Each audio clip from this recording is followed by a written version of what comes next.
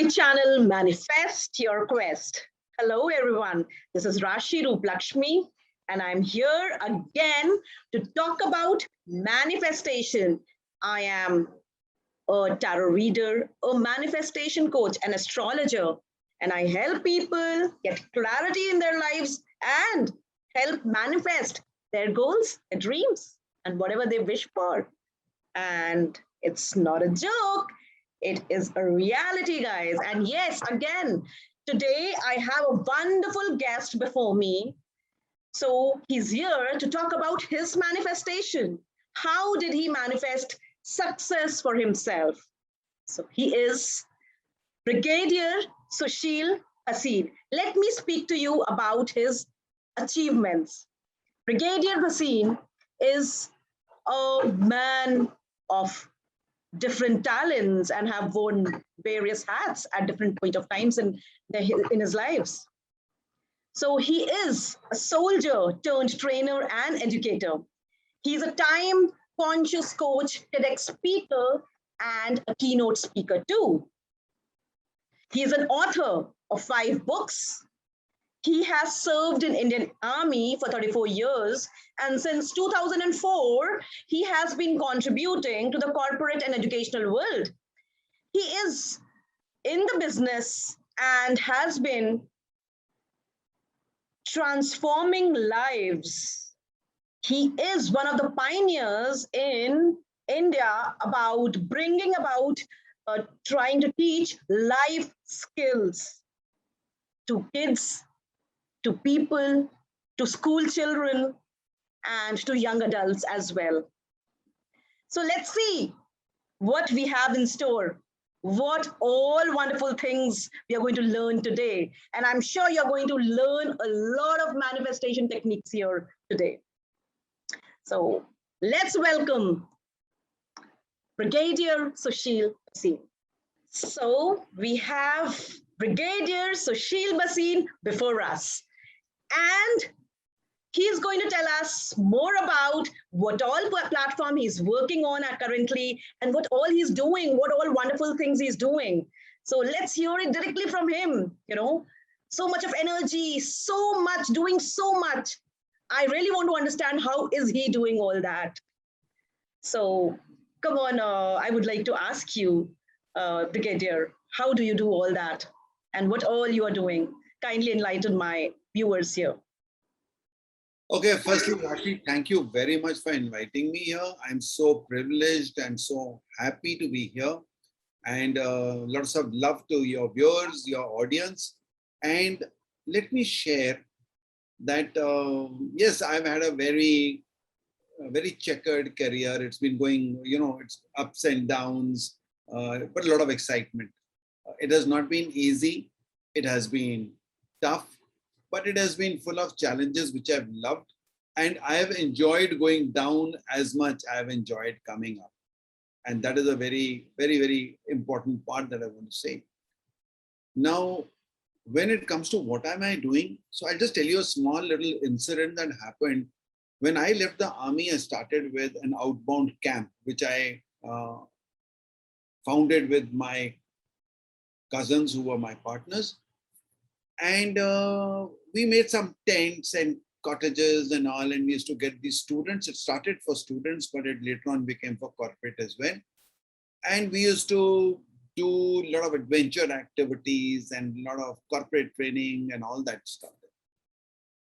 So one day, there's a very good friend of mine who asked me, he says, how do I project you? Do I say that you are a resort owner? Do I say that you are a trainer? Do I say that you are a children's educator, or you're a corporate educator, or you're an adventure guy? What are you? I mean, you're all over the place. So I told them, I am not Bata, I am not Nike, I am not Alan Solly. I am Shopper's Stop.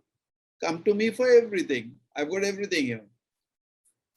So then he said, but then you should have different brands. You should say, okay, with your name of your company, you add maybe like the company was Empower, so Empower Education, Empower Corporate and all. I said, tell me what happens to Godrej?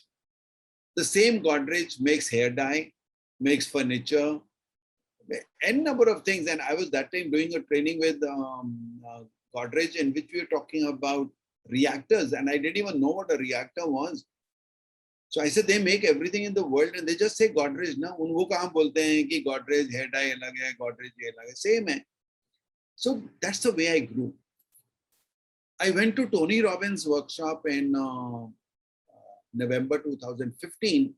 And there I was coached by one of his coaches. And she told me the same thing. She said, Brigadier, you're all over the place. You should find a niche for yourself. And I'm telling you, I never found a niche for myself. Because there's so much that has happened in my life. I don't know how to ignore one for the other. So sitting right behind on this settee was a lady called Aarti Narang. She was my brand stylist. So she was going to do my branding and my website. And she told me the same thing. So you have to find a niche. You can't be doing schools, colleges, and you can't be doing corporate together. So she did a discovery session. It took over 8 hours. She questioned me. I think more than 100 questions she asked me. And then there were some tests and some, some very methodical stuff. And then in the end, she says, sir, I've come to a conclusion. You're probably going to be the only exception that I will say that please continue with both, because I don't find you being able to give up one for the other. I said, yeah, Aarti, it's something like this, that when you fall in love with 2 girls and you can't decide which one, you say, chalo, I'll get married to both of them. So really speaking, I got wedded to both of them and it's been continuing. Then came a time when I got coached by somebody who told me, no, you have to have a niche. So I said, okay, now the whole world is saying that there's something wrong with me. I don't have a niche. I created a niche. And that niche was time management. Now he asked me, why time management? I said, because I've written a book. Now, if I find another niche, you'll say, write a book for that. So let me reverse engineer. Okay. Now I went with the reverse engineering and said time management. And for the last 2 years, I kept saying, I'm a time consciousness coach on my LinkedIn and everywhere. My things, time conscious. I started with time investment strategist. Then I wanted to give it a fancier name. And because I specialized into time consciousness, so I became a time consciousness coach. Okay. And then I found that everything is happening, but there's no money coming because nobody pays you for learning time management. Everyone thinks it's important, it doesn't get you the money. So therefore, one lady, I normally say girls because for me, every lady is a girl only. So one of these girls who did my training in 2008 or 9 was talking to me about 6 months back. And she says, sir, tell me one thing. You've got 50 years of experience in training. Why would you like to give your audience or your learners only this much of time management when you got so much to offer? So with that, I came to something called BLA, BSB Life Academy. So now I have a Life Academy in which I do lots of programs where you come to me for anything. My one single criteria is where I'm helping you develop yourself. So it's a self-development program, and all my programs, goal setting, time management, problem solving, anything that makes you go deep dive into yourself and say, how can I live a life that I want to live?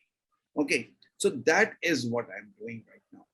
When you're talking of platforms, and I guess you're talking about social media platforms, yes, I'm one of those crazy guys, and people of my age, they used to find it always very crazy that I was doing something so funny and stupid that I was there all over the place. So I'm telling you, I'm one of those crazy people who started with Orkut in 2007 or 8, whenever. And then one day, somebody on Orkut told me, and I've always been more comfortable with younger people than me. I find old people very boring. So, man. So somebody told me, sir, you heard there's a new thing come up, Facebook. I said, what's that? He said, sir, wo Orkut se thodi achhi hai. So we are transferring to Facebook. I said, okay, tell me how to do it. He told me and I became a Facebook member. So I've been on the Facebook from the time Facebook started almost, right? I'm one of the very old members of Facebook. And I have had 5,000 people on Facebook for the last, I think at least 12 years. That I very quickly, within 2 years, I had 5,000 people, and then I kept deleting, kept adding and all that. Okay, now I have 3-4 pages on Facebook and all. So if I have to answer you in a very short way, I would say I'm on all social media platforms other than TikTok. I have seen you, Brigadier. You are there on Clubhouse. I have seen you conversing with many popular people. The other day, you were talking about Ashish Vidyarthi, and you had a conversation with him. You were having a conversation with him on the Clubhouse. And apart from that, I know that you are in HNP. You are with a like-minded community, and perhaps I am missing out on the platforms, but you are on many of them, right? If I'm not mistaken. So you know what, Rashi, I'm an explorer. I just love to explore. So when somebody said Clubhouse, I was getting a lot of people to invite me on Clubhouse, and Clubhouse was only on an iPhone, and I don't have an iPhone. So the moment it opened for Android, I jumped into it. Then for a week, I didn't know what was happening. So it took me a little time to get used to it. And then I started again exploring, started doing my rooms. Luckily, I got some very good people. There's a lady called, again, a girl called Jasween. And she was such a good guide for me. So she guided me into it. And then I met some very good people, very good people. Even in Clubhouse, you'll see a couple of those people have come from Clubhouse to HNP. Okay. So like Shaurya is one girl who's now co-host in HNP North. And she's totally acquaintance on Clubhouse. So let me cut in. And HNP's Happy Neighborhood project, which is a project, and if you wish to join, guys, you can give in a comment here. You want to join that, and we will send you a link for that.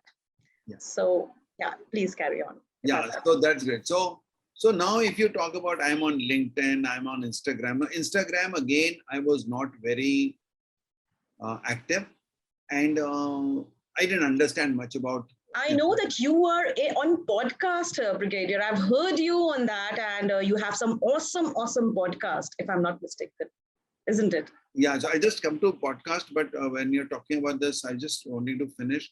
Instagram, I was not good at all.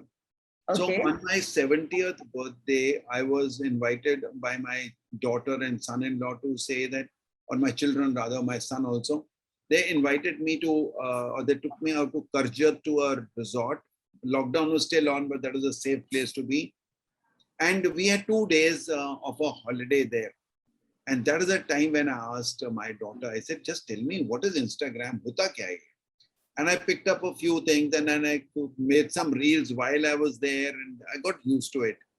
And then when Clubhouse came, earlier Clubhouse didn't have a back channel. So the only way you could communicate with people was on Twitter or Instagram. I'm there on Twitter, but I'm not so, again, active on it. And I don't like much. I'm not the Twitter guy. So I started doing, I got lots of followers on Instagram. So Clubhouse really boosted up everything. Right. So yeah, I'm all over. And now when you ask about podcast, let me tell you that this is my book called, my first book, which I wrote called Design Your Life, based on my experience with children. So because I'd done so many children in my camps, and I'd heard them very well, I'd got their feelings. I'd felt their feelings, I'll say. So I realized that there was something where I could help them get a direction in life.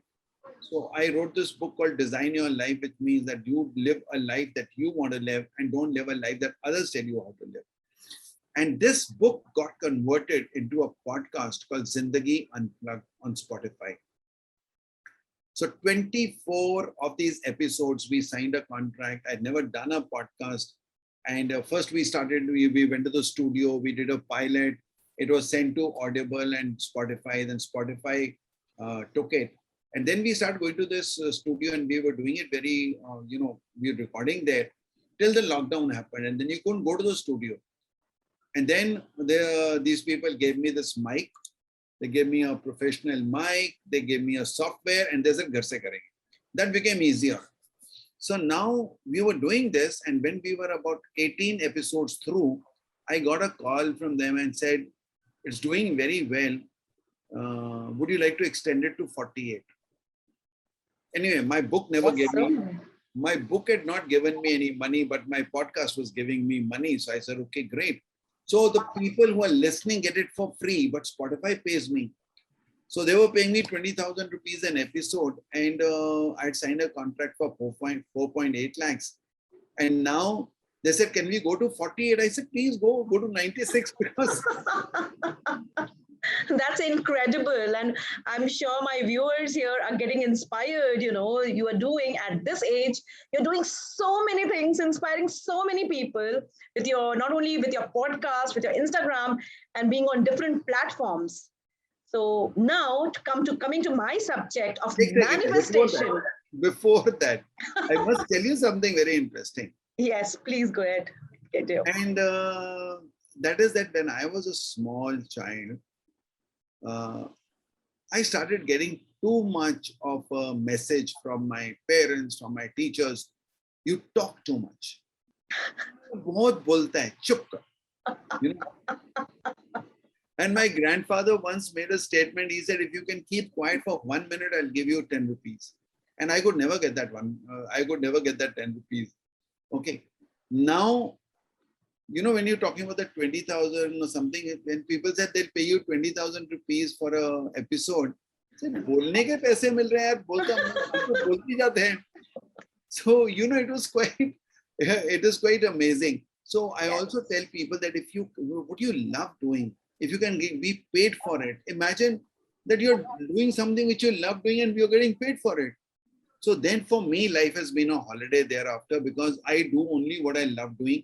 I don't do anything that I don't like. And I don't have any boss who tells me, "नहीं ये तो करना पड़ेगा." ठीक है ना, मेरी अब कोई report लिखता है. So when one of my senior army officers, he asked me, chief of the army staff, and I met him after I retired. He said, "How are you feeling? You're retired like?" मैंने कहा, "sir, ना तो किसी को पूछना, कोई sanction लेना पड़ता है, ना किसी को permission लेनी पड़ती है, ना किसी को बोलना पड़ता है, put up for your approval. I approve my own stuff. Yes, clients can approve, but then if a client doesn't approve, then he can go to hell, another client comes up. But you can't do that with your bosses." Absolutely, absolutely. And doing something which you love, your passion, this is what everybody wants to do in their life. Continuing to pursue their passion. And now that you're doing that, we can see that in your voice, and the chirpiness of your voice, and the energy that you're exuding. So let's not waste any time. And I want to know more about manifestation. So Brigadier, I would like to know, with respect to my subject on manifestation, what do you think about manifestation, and how your journey has been up here? Like, if you want to combine both the subjects together and want to tell us something about your story.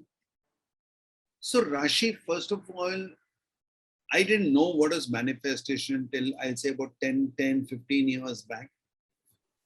And when I got to know, it was basically through an organization which is called CHI, California Hypnosis Institute of India, CHII. And I got to know that when you want something and you keep saying you get it. And then I started looking back at my life, and I said that was happening all the time. So, hey guys, this is for my viewers. Manifestation is actually happening. It is something like you're breathing, but if somebody tells you this is the way you breathe, and you say, "Oh, I was breathing all my life, but I didn't know this was called breathing." Okay, so it is exactly like that. I can now tell you that I very, very strongly believe in the power of manifestation, because when you constantly believe, you constantly have that thought, and the thought stays with you. The whole, that Shah Rukh Khan wala dialogue, that jab koi cheez tahe dil se chaho to sari kainat usme jud jati hai, something like that. The whole universe connives with you. And I say that you have to understand this universe. And you know, how do you spell universe? How do you spell universe? UNI, UNI, VERSE. So I say it is UYOUNIVERS. Okay, universe. You have to, it's your universe, it's your life. So the moment you take ownership of that universe and you be a part of that universe, and when you project something to the universe, you have to sort of throw that idea to the universe, and the whole universe is there to back you up. The only thing I have understood is it can't be superficial. It has to come from the very bottom of your heart where you actually mean it. It is not that you will just go and say, I wish this happened, then it will happen. No, it doesn't happen like that. Manifestation is where you very strongly believe. You have to understand, it's not a thinking, it's not a question, it's a belief, and it's a desire, which is a very intense desire to achieve that. So if it is a very strong desire in you, a burning desire, a passion in your life, and you say, I have to do this, come what may. And in my goal setting workshops, I talk about a 7-step process. Why you say, why do you want it?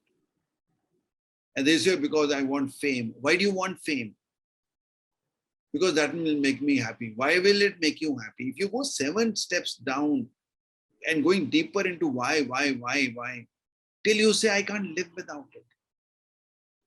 There is no compromise. There's no option. I have to do it. When you get that feeling, to my mind, I don't know, you are an expert in it and I'm not. Probably that is the time it becomes manifestation, where you very strongly want it to happen. Then it happens. So do you want to share your journey with respect to how did you manifest? I understand that since you believe it, there must be some stories attached to it. Now when I think back, there are many of them, but I'll tell you, let me start from the beginning. I was just about 5 to 6 when I started going to school, and God couldn't have been kinder to me than to give me a place like Shimla for my childhood, a beautiful place to spend your childhood in. So we used to walk to the school. There were no buses. So when we used to walk to the school, on the same road where we used to go to the school, ahead of our school on the same road was the headquarters of Western Command. And I used to see this smart bunch of 3, 4, 5 officers who would be walking, and not really walking, they would be marching to their office. And somewhere in this tiny little head of mine, a thought came, can I be one like this someday? No reasoning, no logic, not even knowing what it is. I mean, as a child, I don't know that these are army officers. I don't know what they do. I don't know they go to war. I only see that they look so smart and they're so impressive. So that thought started getting into, and every day I would see them, that thought would become stronger and stronger. When I was in class 6, one day, one of my neighbor friends, he walked up to me and he said, can I borrow your maths book? Now, I was studying in St. Edward's School and he was studying in a government school. He was doing metric and we were doing senior Cambridge those days, which later on became ISC. So I said, there's no match now. My board is different. Your board is different. What would you do with my maths book? He said, no, I'm appearing for a Scenic School entrance exam. I said, what is that? So he had in his hand a prospectus of Scenic School. So he showed me that. And on the cover of that prospectus is the building of the school. And that building of the school is the Palace of Maharaja of Kapurthala. So it's very impressive. Oh, this is a school which is in a palace. And then I go into that, and of course in class 6, not that I understood much of it. And I don't think I read it, but I just saw the pictures and all. And I thought to myself, can I go to this? It looked like a dream. Can I go to a Scenic School? Which means I'll be also wanted to get out of my clutches of my parents. They tell me too many things, don't do this, don't do that. maybe when I go to school, I'll become very independent. That was the biggest mistake of my life, but but the parents were much kinder than the school was in any way. Anyway, so the long story short, I got selected. And that, of course, that itself is a long story of how I got selected, but I got selected. And then the next 4.5 years in Scenic School, Kapurthala, were the ones that really, made that thought, that desire more and more intense. Now, when the first batch, because the school started in 61 and I joined it in 62. And in 62, when the war started, I joined it in August and the war started in October, November somewhere. My mother started crying and telling my father, why you send my son to the army, this and that.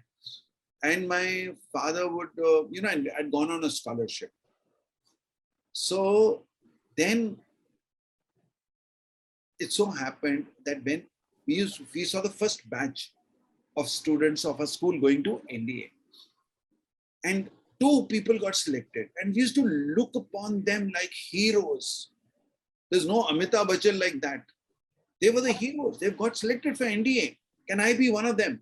Can I also do that?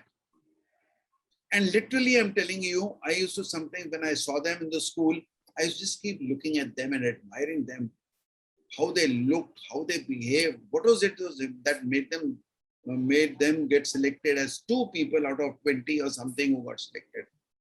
And then we saw the second batch going, and then we saw the third batch going, and the admiration kept going higher and higher. Now, the good thing about me was my age, where I had 5 chances for NDA. So I said to myself, यार 5 chance है ना, 1 में fail हो गए, 2 में fail हो गए, 5 में भी तो हो जाएंगे ना pass. So all set and ready, and being trained well enough in Scenic School to go to the NDA. So I go to my UPSC exam, cleared it, first hurdle gone. Now I have to go for my services selection board, which was in Meerut. I go for the services selection board, and 5 days of a process of interview, and then the results are announced, and the results, I'm there.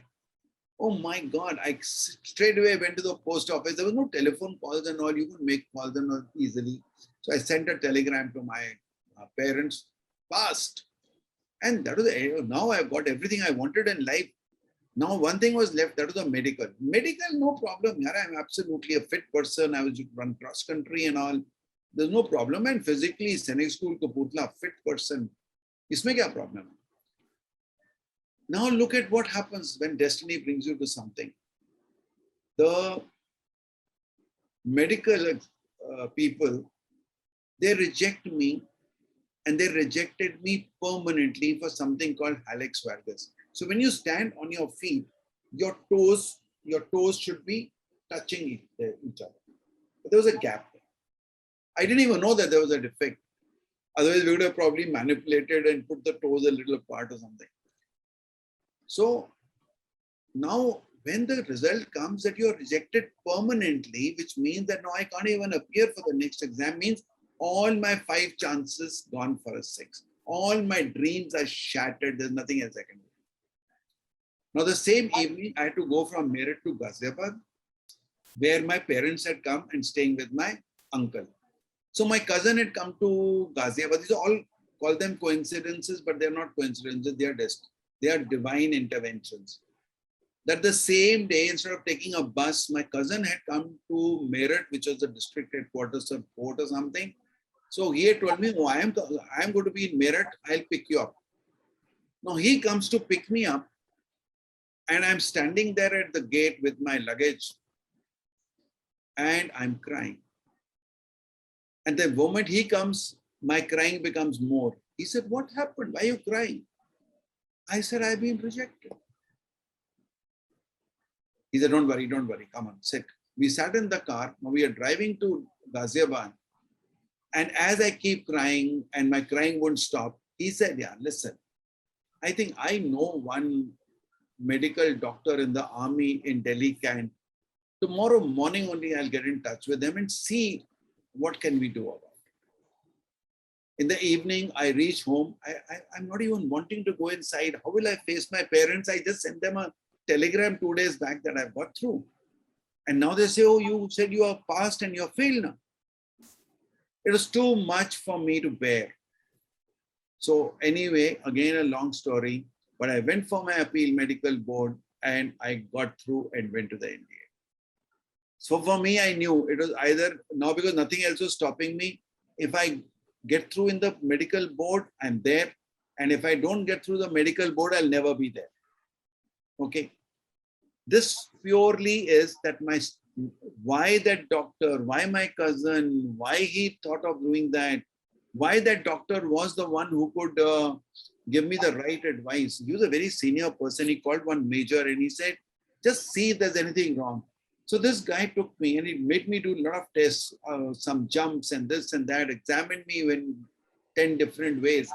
And then he asked him, he says, so what's your finding? He says, sir, there's nothing wrong with him. I heard him say that. I said, my God, he's nothing wrong with him. He's a cross-country runner.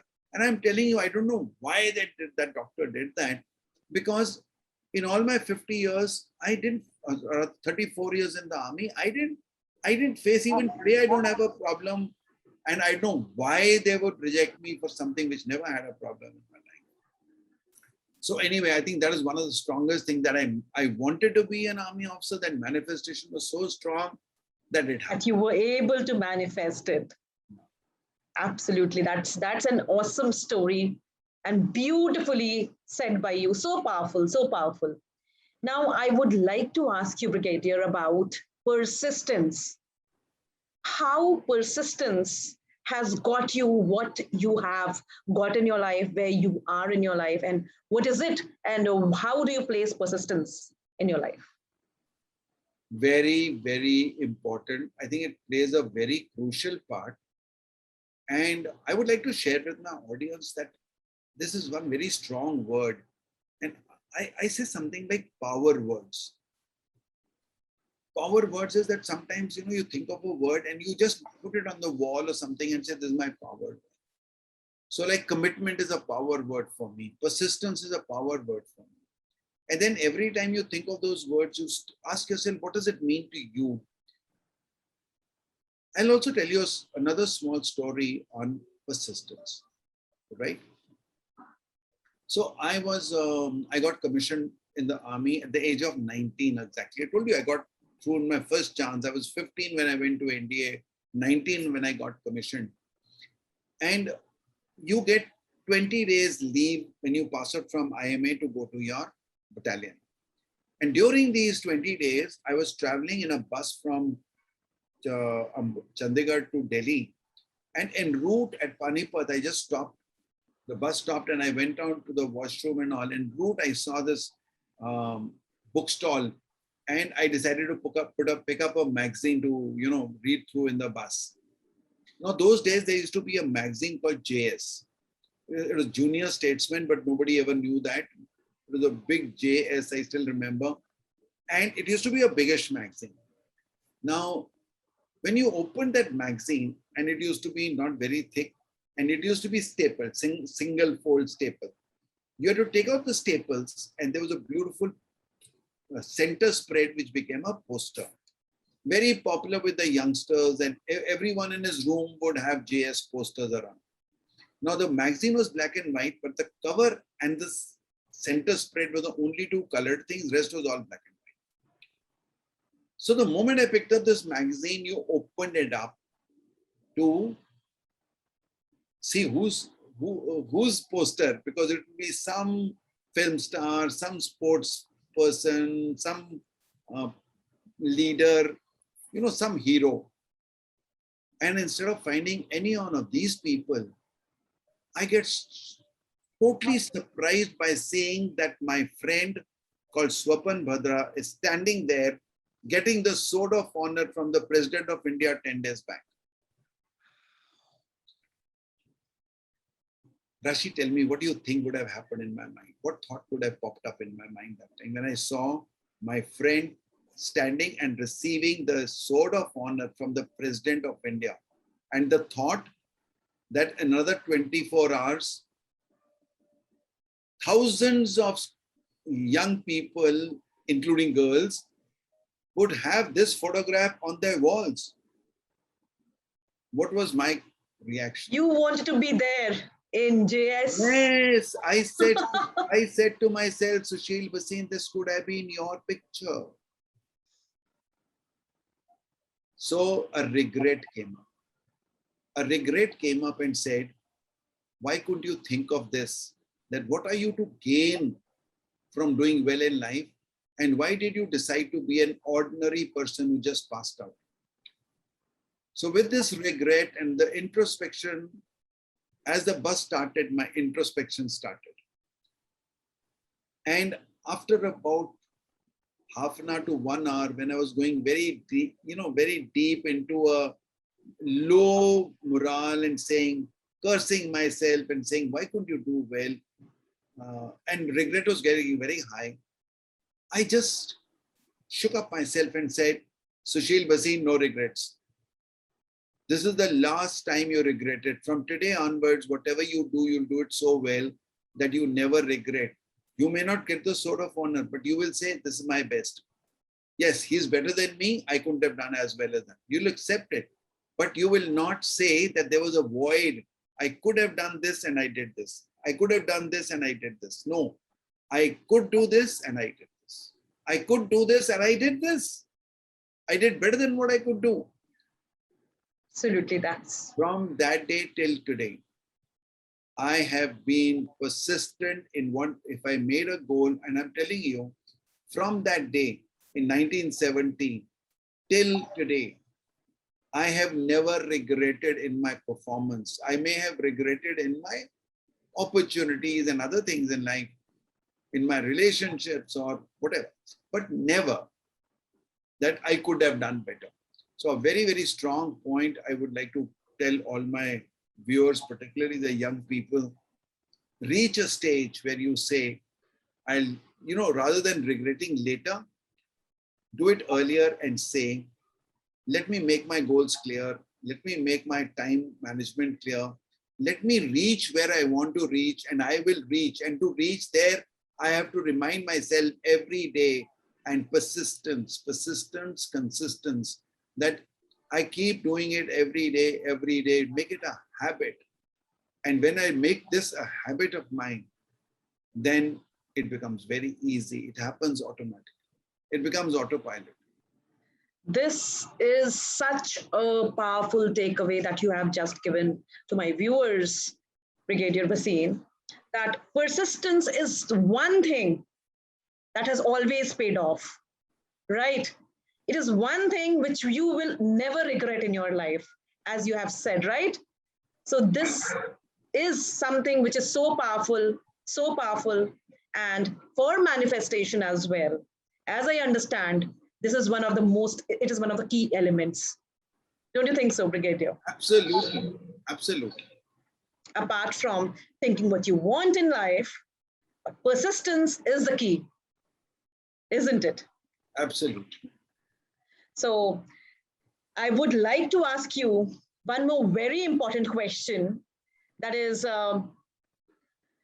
since you have gone through so many challenges in life, and when life has thrown different kind of scenarios at you, I would like to ask you, how did you deal with it?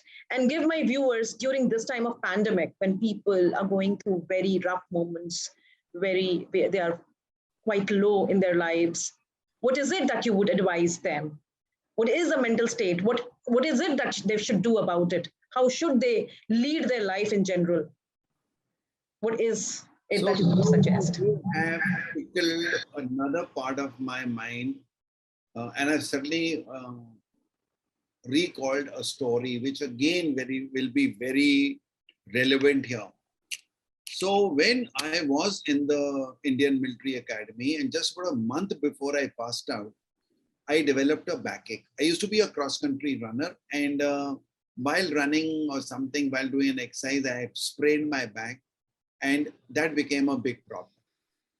So immediately after that, maybe a year later, this backache was not going, and I was getting severely hampered in my career because of that backache.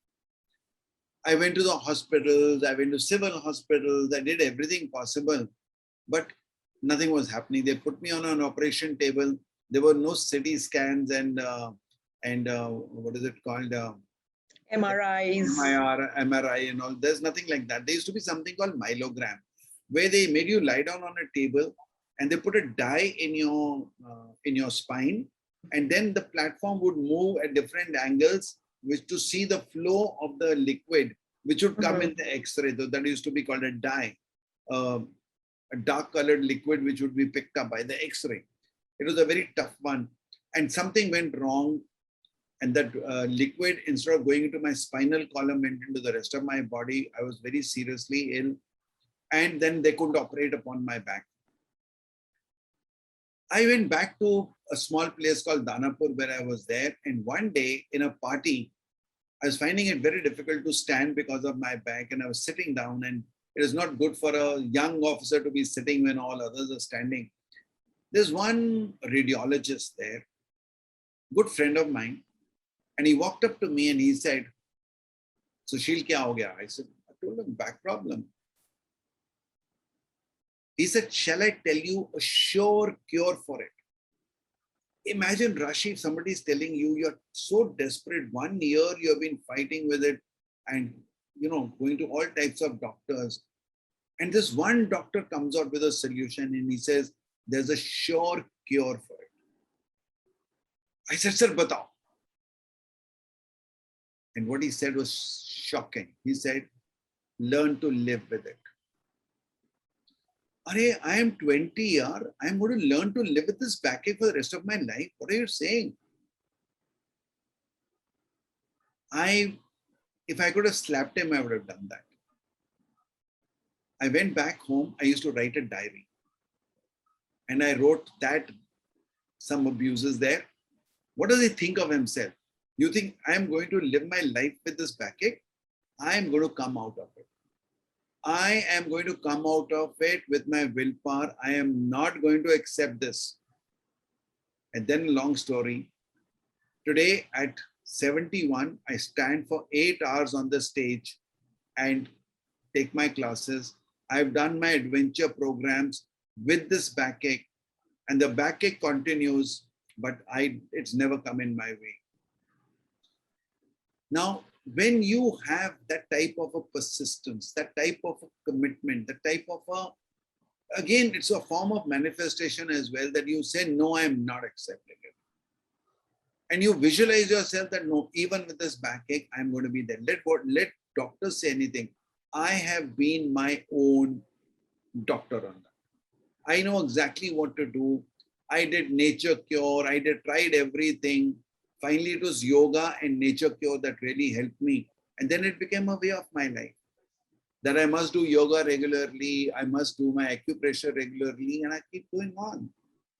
So if you are absolutely in that frame of mind, that you know where you're going and you see the result, you visualize. Tony Robbins gives a lot of strength on visualization. If you can visualize, you can begin the end in mind. If you know where you're going, then you'll go there. But if you don't know where you're going, most of the people don't get what they want in life because they don't know what they want. वो भेड़ चाल में जा रहे हैं, भेड़ चाल में दुनिया को देख रहे हैं, वो कर रहा है तो मैं भी कर रहा हूँ. Correct. वो नाइकी शूज ले रहा है तो मैं भी नाइकी शूज ले लेता हूँ. वो सॉफ्टवेयर इंजीनियरिंग कर रहा है तो मैं भी कर लेता हूँ. We don't have our individuality, which I wrote in Design Your Life, which I talked of in my podcast. But it's your life. You are unique. Live your uniqueness your way. Yeah, and there was a second part of your question, which I now forgotten. What is it? It was about how would you tell my viewers about dealing with different scenarios, difficult scenarios in your life, with what kind of conviction? What is the attitude they should have? Again, very good. Again, there is something called acceptance. Acceptance. For example, let's go back to my first story. Let's say I had not gone into NDA finally. Let's say, for example, that the medical people rejected me. No, I have done everything I could. Then there has to be a level where you accept it and say, okay, ab ye nahi, to what else can I do? Right? Now, the moment you start accepting, and the second thing I always talk, and I'm very fond of this, is adaptability. People are not good who are competent. People are good when they are adaptable. Because life doesn't let you go the way you want to go.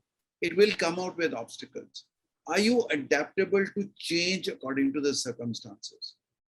Can you do something about COVID? No, you can't. It happened.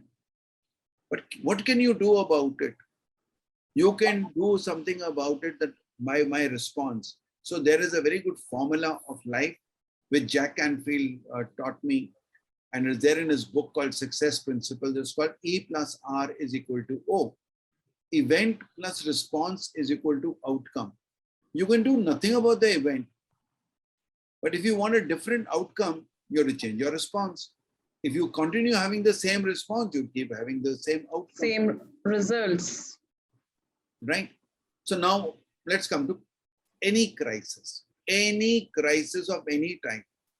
Could be a small crisis that you're locked out of your house, you lost your keys and you lost, or you're going for an important meeting, or you come out of a movie hall or whatever, and you lost your car keys and you can't open your car.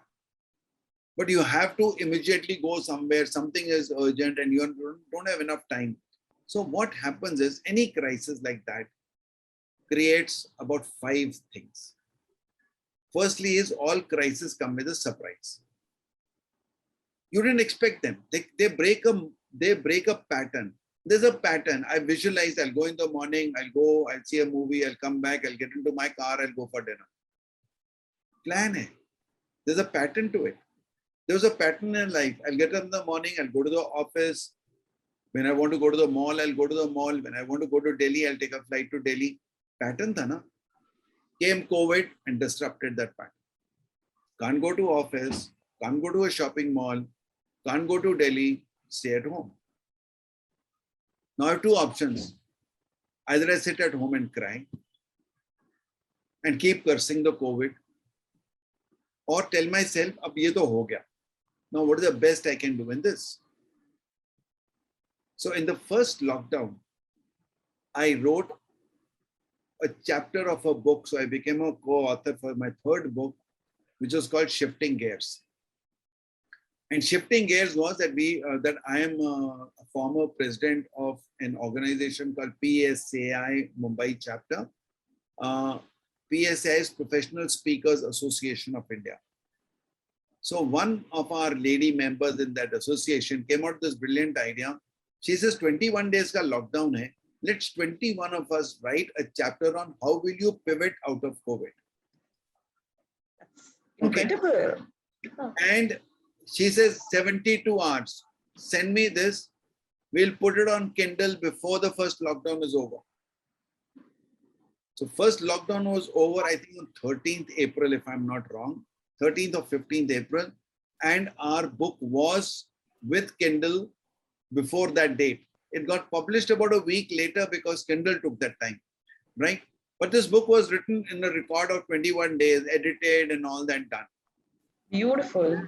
In that, my story, and that will sum up what I'm saying, is my story was quarantine the army way. I said, yaar, tumko bola quarantine, tum ghabara gaye. Quarantine where in your own house, you're not quarantined on a railway platform. तुम्हें अपने घर में रहने को कितनी मुसीबत क्यों हो रही? You have got electricity, you have got an AC on, you got your internet, you got your phone, you got food coming, you're staying with your own family, you're not staying with strangers. What is the problem here? Why are you crying? ठीक है, quarantine तो मैंने कहा army में था. When as a 2nd lieutenant, I was posted in a place near Nathula called Yatla. All that you see in front of you are white mountains and a few khaki clad figures called Chinese. That's all what you saw. No newspaper, no letter. Letter used to take maybe 15, 20 days to reach you. Newspaper used to sometimes come, say a week later. No radio, TV to hota hi nahi tha. Didn't exist in India that time, and things like that. That was quarantine. In 1983, much later now, that is 13 years later, I'm telling you, I was in the deserts, 3 months in the desert, absolutely hot. Fan to chodo. I mean, there's not even, you don't even see running water. You're given a bucket of water every day in the morning and say that you have to live with this bucket the whole day. When I came home and I seemed to be, yelling in the bathroom, my wife knocked and said, "What happened?" I said, "I'm enjoying a shower. I've not seen flowing water." Okay. So point is, coming back to those 5 things. Firstly, a crisis gives you a surprise. Secondly, it demands, it comes with hopelessness. Now you say, what will I do? The third is uncertainty. You don't know what are the options, what is going to happen, and how this problem is going to be solved, if at all it's going to be. The fourth thing is that it brings in loss of confidence. And the last one is it creates a pressure for time. Then you need a quick decision. What do I do? What could I do right now? If you understand these 5 things and say, anytime there's a crisis, I have to be prepared with these 5 steps. Accept it. Accept it and say, don't worry about why it happened. It has happened. Accept embrace the reality and say, what can I do now? So I was into training. I love my trainings in the classroom when I can make people jump and activities and all my energy, and I clap and people clap with me. Now there's nothing possible, right? In less than 20 days, I was doing my webinars, making people do all those activities on the laptop. On the Zoom call. That's awesome. See, then on possibilities. You explored the possibilities. 8th of May, we launched a program. One of my old students, he came to me, and I used to do a program called Train the Super Trainer. And he said, "Sir, now trainers can't go and do all that training. Let's do something online." So we created a program called Train the Online Trainer. And we have done good about 6 batches of that. And there are more than 90 people who got trained on that in a paid program, and about 1,800 people who have done a free program with us. Wow, that's incredible. And at my age, of course, my fellow course-mates and friends, they used to tell me, Zoom, teach me how to do Zoom. And I used to be doing Zoom 4 years back. So, I mean, you have to be looking forward and saying, how can I move forward? Absolutely. So I have done about 350 plus webinars from the time lockdown started. Oh my God. More than, I don't think I can think much about it. Many days I've done 2 to 3 sessions a day. Absolutely. Absolutely. I can imagine. Even today you were telling me that this is perhaps your 4th interview or so, right? Something like that. I can totally understand, Brigadier, that you are a very busy person, and here we are with all that wonderful takeaways. Absolutely incredible. And I will not take more of your time. It has been a beautiful, beautiful interview, a beautiful conversation with you, where you have shared some wonderful takeaways from my viewers. And your manifestation, the ways you manifest, the ways of thinking positive, how to, during critical times, during the times when life throws unprecedented scenarios at you, you have told us how to go about it, the 5 ways to deal with it. So I'm sure my viewers are all, they are having a wonderful time. Not only that, they have understood how to manifest so many things about life, about positivity, about dealing with life in general, the life skills. So many things you have brought about on this table. here. And thank you so much, Brigadier. Thank You're you so most much. welcome. I'm so happy. You see, while we close, let me tell you, I have decided to die empty. You have decided to die empty, which means I don't want to take anything with me. So I read this. There's a book called Die Empty. And although I haven't read the book, but I have just read the concept of that book. And also I got to know that the richest or the wealthiest place on the planet. Can you tell me which is the wealthiest place on the planet? I think the happiest, where you are feeling very good and happy is the wealthiest place on the planet is a graveyard, where thousands of people have dumped their knowledge, whatever they learned in their life, they dumped it there and went unused. Whatever is my knowledge, experience, I want to give it away so that when I go, I don't carry anything with me. And that's what I've been doing for the last 16 years now. So that is why to come for an interview like this is, I feel it's going to help me reach out to more people. And maybe if any of the, even if 5 people, 2 people in your viewers have even gained one of my points, I think I've used my hour or so very fruitfully. I'm sure, absolutely sure. Your knowledge, your positivity has, it is here and it is all there. We can actually see it. And thank you so much. There is a lot of things that I have learned today from you. There's a lot that I am taking away. So thank you so much for being here.